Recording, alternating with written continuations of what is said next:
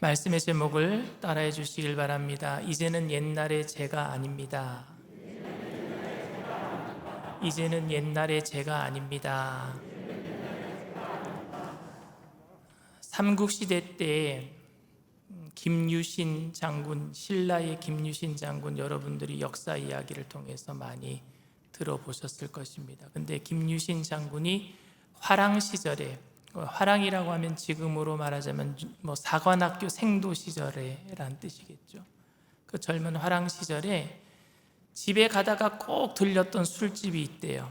말을 타고 집에 가다가 꼭 술집에 들렸는데 그 술집에 천관이라고 하는 아주 아리따운 여인을 만나려고, 그래서 집에 가기 전에 꼭 술집에 들려서 천관이라는 아가씨를 만났다고 합니다.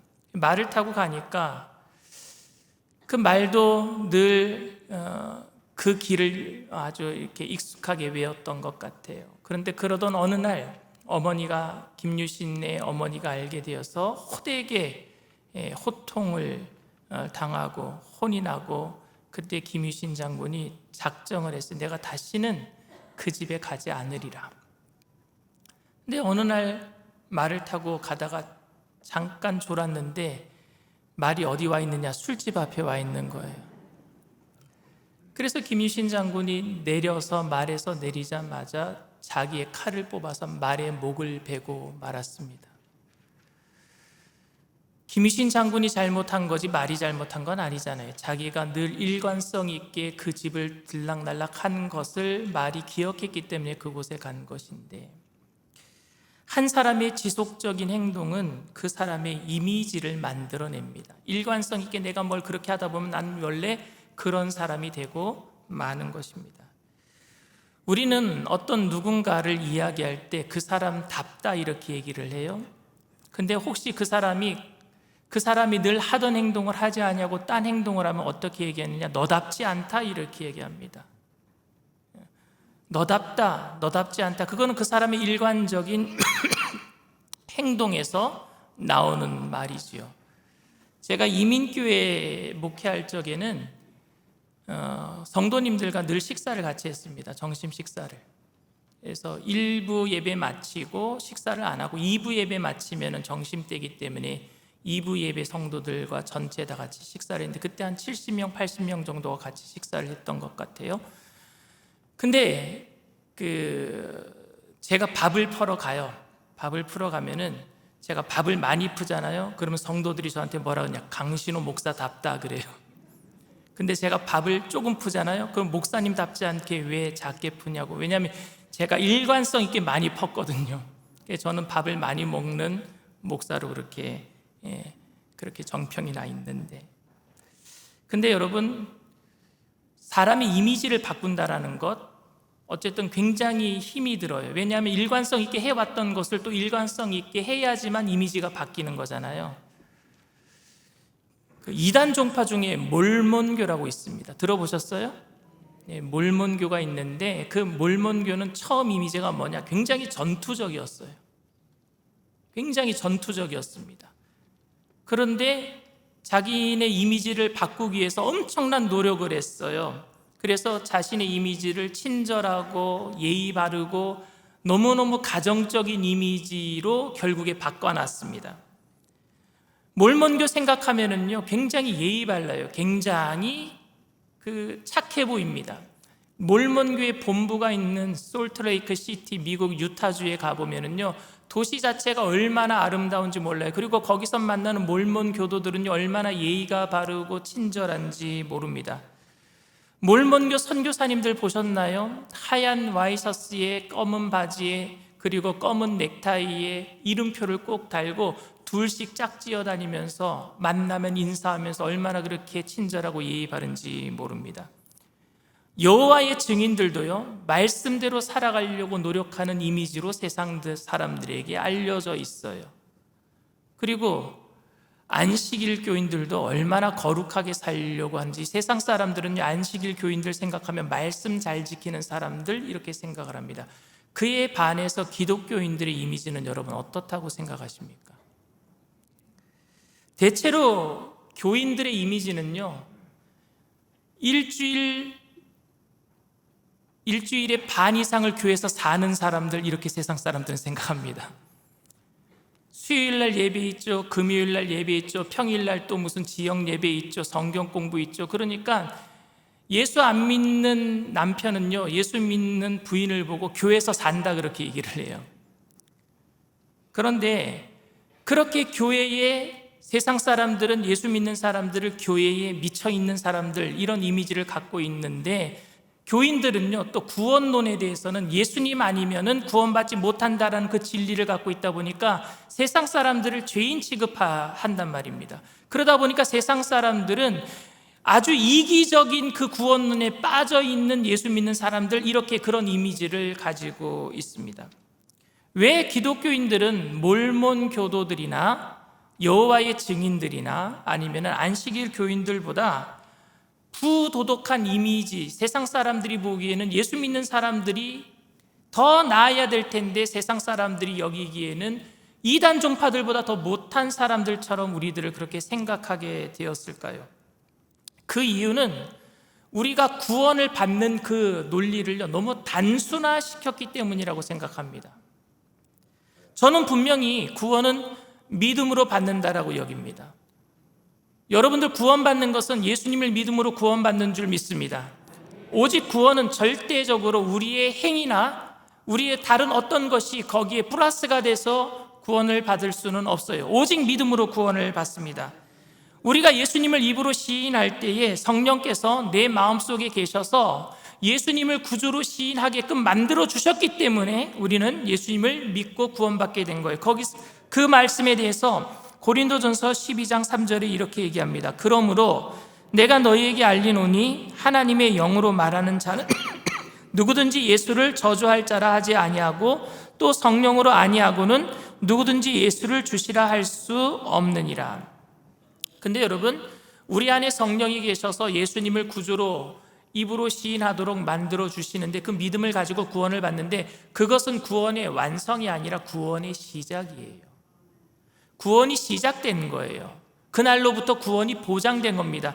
그런데 구원이 이루어지기까지는요, 과정이 필요해요. 성화되는 과정, 구원을 이뤄가는 과정이 필요합니다. 우리가 새 가족이 와서 오늘 여기서 결심 기도를 할 거예요. 근데 결심 기도를 할 때는요, 내가 의식적으로 결단하는 거예요. 결단할 때 구원이 시작이 되는 겁니다. 믿음으로 구원이 시작이 되는 거예요. 그런데 그 날을 구원이 완성된 날로 착각하고 그 이후에 우리는 구원받은 백성으로 아무것도 하고 살아가지 않는다면 그게 문제가 된단 말입니다. 이미 구원받았다라고 생각하고 죄를 지어도 상관없다라고 생각하고 도덕적으로 살아가는 부분에 대해서 무감각하게 살아간다면 그게 문제가 된다는 말입니다. 그 문제에 대해서 오늘 사도 바울은 아주 심각하게 얘기하고 있어요. 사도 바울은요, 구원을 이루라 그랬어요. 빌립보서 2장 12절 말씀입니다. 그러므로 나의 사랑하는 자들아, 너희가 나 있을 때뿐 아니라 더욱 지금 나 없을 때에도 항상 복종하여 두렵고 떨림으로 너희의 구원을 이루라. 이 구원을 이루는 것도 예수님께서 우리를 도와주실 줄 믿습니다. 신학적인 용어로 이게 구원의 견인이라 그래요. 주님이 도와주시는 거예요. 우리가 행함으로 무언가 구원을 이루는 게 아니라 그것도 주님이 도와주신단 말입니다. 근데 이 견인, 신학적인 용어, 주님이 도와주시는 그 길 따라 가는 것도 우리의 자유의지로 거부할 수 있단 말입니다. 이게 문제가 되는 거예요. 이미 구원받았다라고 생각하고 그리고 마음대로 살아가면서 그 부분에 대해서 무감각하게 거부를 한다면 문제가 생길 수 있습니다. 그렇게 이미 구원받았다라고 생각하고 자신 마음대로 살아가는 이단 종파가 기독교 안에 생긴 거예요. 그게 구원파입니다. 구원파. 한국 이단 종파 중에 구원파라고 있습니다. 그들은 오대양 사건으로 인해서 이 세상에 알려지게 되었어요. 여러분 기억하세요? 오대양 사건? 집단 자살. 구원받았다라고 생각하고 그리고 집단 자살한 거예요. 괜찮아, 한번 구원받았으니까 영원히 구원받는 거야. 이 사람들이 또 무슨 사건을 일으킨 줄 아십니까? 세월호 사건을 일으켰어요. 세월호 사건의 최고 책임자가 누굽니까? 유병헌 씨. 유병헌 씨가 구원파의 교주입니다. 교주. 이미 구원받았으니까 그냥 불법으로 개조를 해서 돈 벌기 위해서 배에다가 짐을 많이 싣고 거기 학생들 싣고 가다가 배가 침몰한 것 아닙니까? 어찌되었든 구원파에서 얘기하는 것을 우리 기독교 안에서도 우리들도 무의식적으로 이미 구원받았잖아, 믿음으로 구원받았잖아, 이게 그래서 세상 속에서 그냥 부도덕하게 살아도 괜찮다라는 면죄부처럼 들려요. 면죄부처럼. 그러면 우리가 구원파랑 다를 바가 뭐가 있겠습니까? 지금 이러한 모습이 우리 기독교 안에 보여진단 말입니다. 곧 이는 기독교인들이 다른 종교인들에 비해서, 심지어 이단 종파 그런 신도들에 비해서 낮은 도덕성을 보여지게끔, 세상 사람들이 볼 적에 예수 믿는 사람들이 나은 게 없다라고 이야기하게끔 만드는데 일조를 한 것 같아요. 여러분, 예수를 믿기만 하면 구원이 다 이루어진 것이 아니라 성화되어가는 과정이 있는 줄 믿습니다.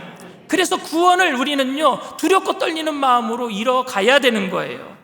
그런데 사도 바울은 이 말씀에 대해서 좀 더 심각하게 오늘 본문에서 얘기하고 있어요. 구원이 취소될 수도 있다는 식으로 얘기를 합니다. 한번 읽어볼까요? 에베소서 5장 5절 말씀입니다. 너희도 정녕 이것을 알거니와 음행하는 자나 더러운 자나 탐하는 자 곧 우상 숭배자는 다 그리스도와 하나님의 나라에서 기업을 얻지 못하리니. 행함으로 구원받을 수 있는 것처럼 얘기하고 있어요. 이거 하지 않으면은 너희들 구원이 취소될 수 있어, 하나님의 나라를 유업으로 받지 못할 수도 있어 라는 이야기로 들립니다. 근데 갈라디아서나 고린도서에도 똑같은 이야기를 사도 바울이 연이어서 계속 반복해서 하고 있습니다. 갈라디아서 5장 19절에서 21절 말씀입니다. 육체의 일은 분명하니 곧 음행과 더러운 것과 호색과 우상숭배와 주술과 원수 맺는 것과 분쟁과 시기와 분냄과 당짓는 것과 분열함과 이단과 투기와 술취함과 방탕함과 또 그와 같은 것들이라. 전에 너희에게 경계한 것 같이 경계하노니 이런 일을 하는 자들은 하나님의 나라를 유업으로 받지 못할 것이요. 그렇죠? 지금 죄에 대해서 조목조목 얘기하고 있어요. 이런 죄를 짓는 사람들은 하나님의 나라를 유업으로 받지 못한다라고 얘기하고 있습니다. 또 고린도전서 6장 9절에서 10절 말씀입니다.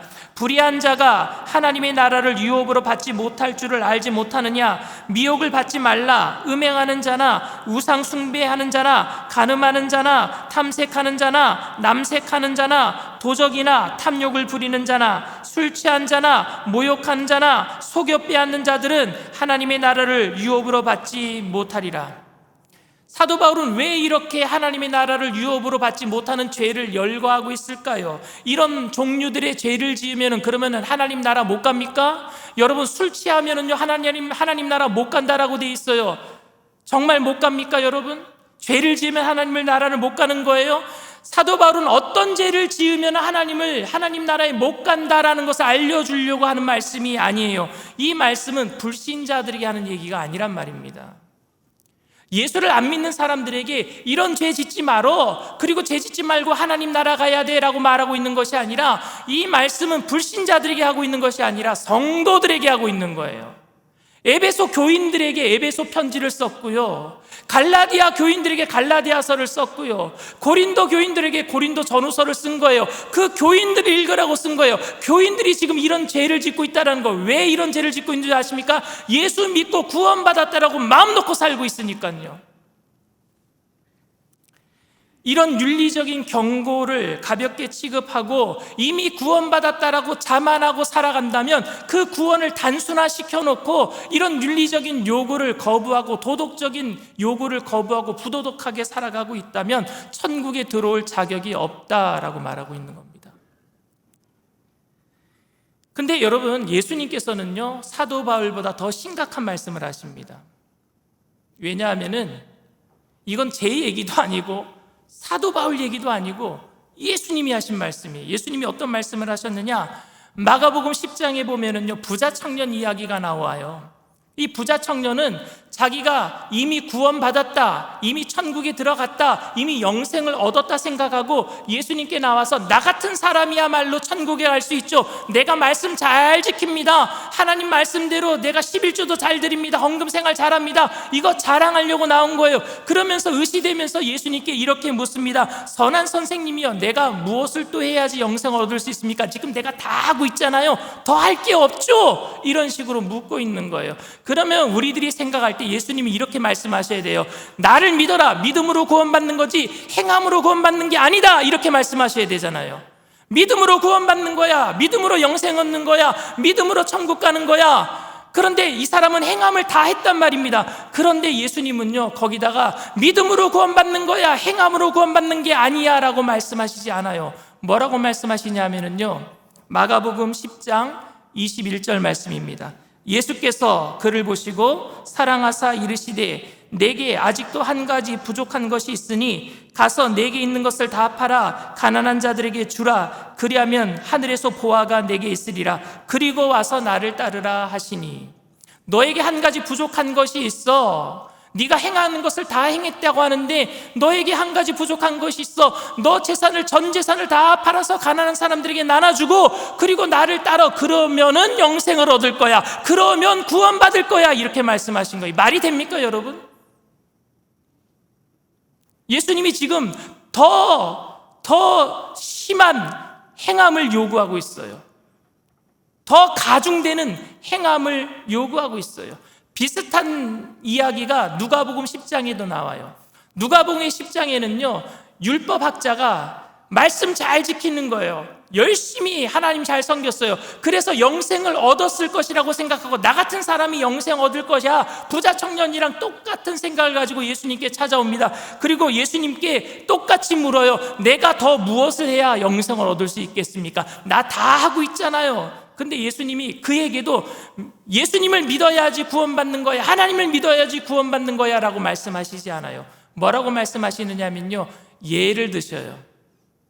한 사람이 강도를 만났어. 근데 그 강도 만난 사람이 겁안 죽게 되었는데 제사장이 지나가는데 그냥 지나쳐 버렸어. 레위 사람이 지나가는데 그냥 지나쳐 버렸어. 근데 유대인들이 개 취급하는 이방인들과 혼혈 민족인 사마리아 사람이 지나가다가 그 사람을 주막에 데리고 가서 살려줬어. 너도 이같이 해야 돼 라고 얘기하는 거예요. 그래야지 영생을 얻어. 무슨 말씀일 것 같아요, 여러분? 예수님이 더 심한 율법적 기준을 지켜야지만 구원받는다라고 말씀하시는 것 같아요? 아니요. 이 두 사람의 공통점이 있습니다. 하나님에 대한 구원을 값싸게 취급한 거예요. 자기 전 재산보다 값싸게 취급했어요. 자기의 행함보다 더 값싸게 취급했어요. 예수님은 너희들이 어떤 행함을 하더라도 그 구원의 가격을 매길 수가 없다라는 걸 알려주려고 하신 말씀이었어요. 그래서 여러분, 오직 믿음으로 구원받는 줄 믿습니다. 그런데 여러분, 그 값비싼 구원의 은혜를 체험했다면 우리는 어떻게 살아가야 되겠습니까? 빛의 자녀로 살아가야 될 줄 믿습니다. 당연히 내가 예전에는 어둠의 자식이었어요. 죄의 자식이었어요. 그러나 예수님으로 인해서 믿음으로 구원받았다면은 어떻게 내가 행함으로 또다시 구원받겠다고 행함을 하겠습니까? 아니요. 그 행함은 나의 행함이 아니라 하나님의 빛의 자녀가 되었기 때문에 저절로 나오는 당연함으로, 행함으로 우리가 빛의 자녀로 살아가게 될 줄 믿습니다. 근데 우리 또한 부자 청년이나 율법학자가 주님께 행함으로 구원받는 것에 대해서 자신감을 가져서 질문했듯이 우리는 지금 믿음으로 구원받았다라는 자신감을 가지고 주님께 그렇게 저 구원받았죠 자신감을 가지고 질문하는 것, 그건 행함으로 구원받았다라고 자신감을 가지고 질문했던 율법학자나 부자 청년과 뭐 다를 바가 있겠습니까? 관점만 틀려진 거예요. 행함으로 구원받는다, 믿음으로 구원받는다, 관점만 틀려진 거지 자신감을 가지고 오늘도 내가 마음 놓고 살아간다면 우리는 부자 청년이나 율법학자와 다를 바가 뭐가 있겠습니까? 그에 대한 오늘 본문 말씀, 구원의 진정한 가치를 너희가 알고 있다면, 그 구원의 영생의 가치가 얼마나 큰 것인지 너희가 알고 있다면 이제 빛의 자녀로 행해야 되지 않겠냐. 오늘 사도 바울은 오늘 본문 8절에 우리들에게 이렇게 얘기하고 있습니다. 너희가 전에는 어둠이더니 이제는 주 안에서 빛이라. 빛의 자녀들처럼 행하라. 아멘. 이거는 율법적인 요구가 아니에요. 은혜 가운데 있는 사람들에게 그 은혜에 반응할 수 있도록 우리들에게 권면하는 말씀입니다.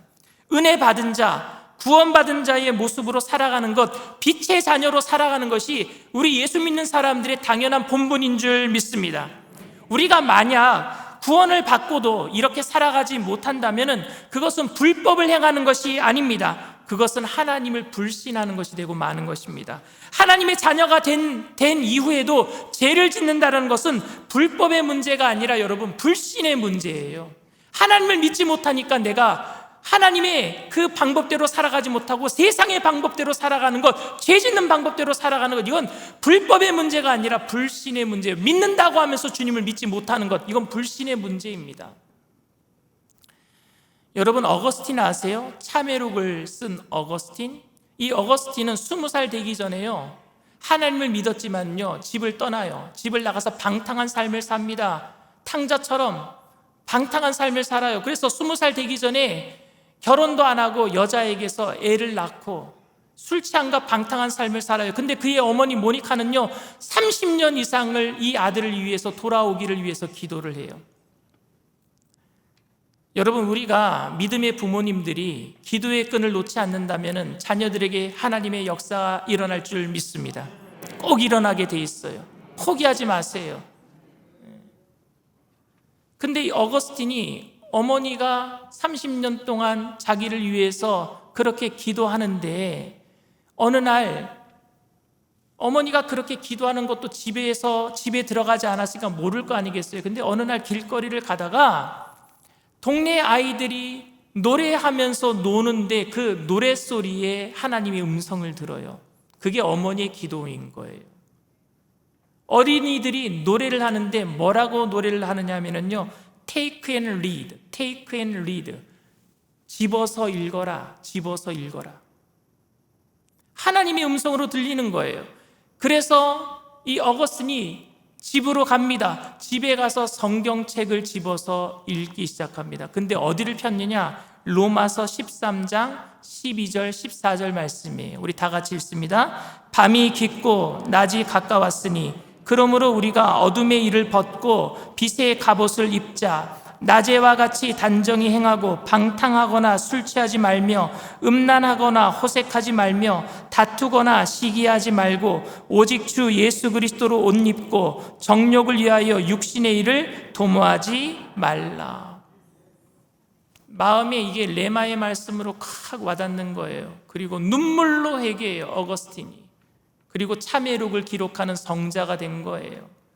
그런데 그 눈물로 기도하고 갑자기 성자가 된 게 아니에요. 참회하고 갑자기 성자가 된 게 아니에요. 그 이후로 계속 유혹은 다가옵니다. 그런데 그는 결단했어요. 이제 예수님 닮아가기로 결단합니다. 그 날이 구원의 시작인 거예요.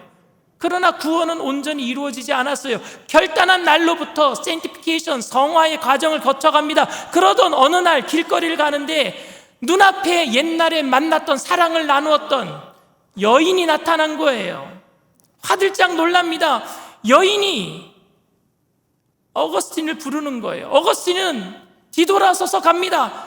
어거스틴, 저예요. 저란 말이에요. 저 알잖아요. 어거스틴이 뒤돌아가면서 이런 얘기를 합니다. 알아요. 저도 압니다. 그런데 이제는 제가 예전의 제가 아닙니다. 옛날의 제가 아닙니다. 결단했기 때문에 그는 오늘 그 죄를 물리치려고 하고 있는 거예요. 구원이 시작된 날로부터 구원이 갑자기 이루어진 것이 아니라 그날로부터 유혹도 올 것이고 여러 가지 힘든 일도 올 거예요. 그러나 결단했기 때문에 하나님의 모습, 예수님의 모습을 닮아가기 위해서 빛의 자녀로 살아가려고 노력하는 사람들에게 성령님께서 도와주실 줄 믿습니다. 그래서 성화되어 가는 거예요. 그래서 예수님의 모습을 닮아가는 거예요. 사랑하는 일산순복음 영산교회 성도 여러분, 여러분들이 구원받은 그날로부터 지금까지 빛의 자녀로 살고 계십니까? 혹시 넘어지지는 않으셨습니까? 세상의 죄의 유혹 가운데 빠지지는 않았습니까? 이제 다시 일어나게 되기를 원합니다. 우리가 외쳐야 돼요. 그 죄 앞에서, 죄의 유혹 앞에서 외쳐야 돼요. 알아요. 저도 그것이 성공하는 방법인 거 알아요. 그게 쉽게 살아가는 방법인 거 알아요. 그런데 이제는 내가 옛날의 제가 아닙니다. 고백하고 주님의 손 붙잡고 일어나서 빛의 자녀로 승리하는 저와 여러분들 다 되시기를 주님의 이름으로 축원을 드립니다.